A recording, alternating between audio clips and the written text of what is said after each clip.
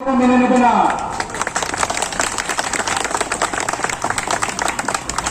তাই আমরা প্রতিবাদ করছি। বাংলার সমস্ত মানুষকে, সমস্ত স্তরের মানুষকে আমরা এই অন্যায় অত্যাচারের বিরুদ্ধে রুখে দাঁড়ানোর জন্য আহ্বান জানাচ্ছি।